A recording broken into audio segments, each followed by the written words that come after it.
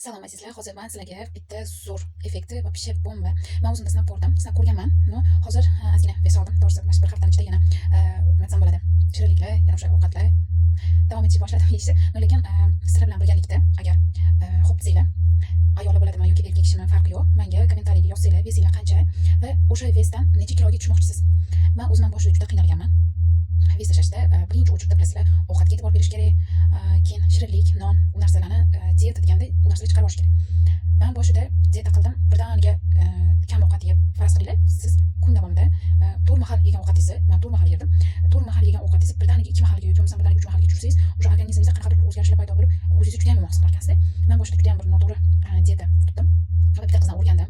Ishonasizlarmi, va pish rezultati bomba. Faqat o'zingizga ishoninglar va shu ozish bo'yicha agar siz xohlayotgan bo'lsangiz, rostdan ham ozishni xohlagan bo'lsangiz, o'sha yo'lda siz hech qanaqasiga hech kim to'sib bo'lmaysiz. Siz faqat o'zingizni sog'lig'ingizni o'ylang, siz o'zingizni necha kilo bo'lmoqchisiz, necha kilogacha что sizda orzungiz bor.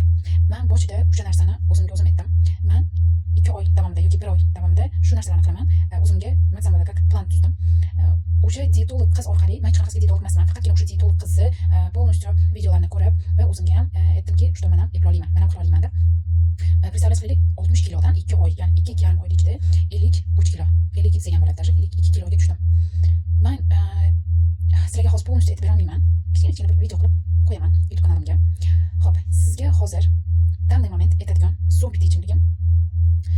Oddiy 1% sutni olasiz, 1 stakan sut, 1 stakan suv va bitta choy, yo'q, bitta choy qoshiqi qora choy, bitta choy qoshiqda ko'k choyni aralashtirasiz va 1 choy qoshiq kofe aralashtiring. 3 minut, uzog'i 3 minut qaynatasiz. Qaynab chiqqandan keyin o'chirib, 5 daqiqa yoki 6-7 daqiqa ustini yopasiz. Lekin обязательно ichayotganingizda issiq holatda bo'lish kerak. U narsani ichganingizda sizda nimalar o'zgaradi? Sizdagi nima desam bo'ladi? Ishtahingiz pasayishiga yordam beradi. Kun davomida o'zingizni tetik his qilasiz. Hech qanaqasiga narsa yegingiz kelmaydi. Men boshida hech qanaqasiga ishonmaganim to'g'risi. Qilsammikan, qilmasammikan deb o'ylandim.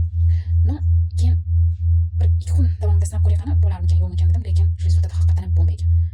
Xo'p, buni qaysi payt ichasiz? Ertalab, kechki payt, faqat och qo'lingga. Kechasi ham siz представляете qiling, odam qorni och qolib ketadi-ku. Uni ichganingizdan keyin hech qanaqasiga qorningiz ochmaydi. Bu o'zingizni shunaqa tetik his qilasiz. Siz faraz qiling, ertalabdan kechgacha ovqat yeganingiz sizni ushlab tursa-yu, lekin siz ertalabdan kechgacha hech narsa yemasdan oddiy o'sha ichimlikni ichib, o'zingizni ham tetik his qilasiz, ham ochligingiz ham ketadi. Bu narsani men 1 oy davomida tinimsiz qildim va men o'zim xohlagan rezultatga erishdim. Sizlar ham xohlasanglar qilib ko'ringlar. Allohga omonatsizlar. Meni kanalimga obuna bo'linglar. Men sizlarga полностью dietada nimalar yeganimni, dietada nima desam bo'ladi, qanaqangi ichimliklarni ichganimni va necha mahal yeganimni полностью YouTube kanalimga qo'yib boraman. O'zinglarni ehtiyot qilinglar. Обязательно bu ichimlikni agar kimdir ichib foydasini ko'rgan bo'lsa, kommentariyada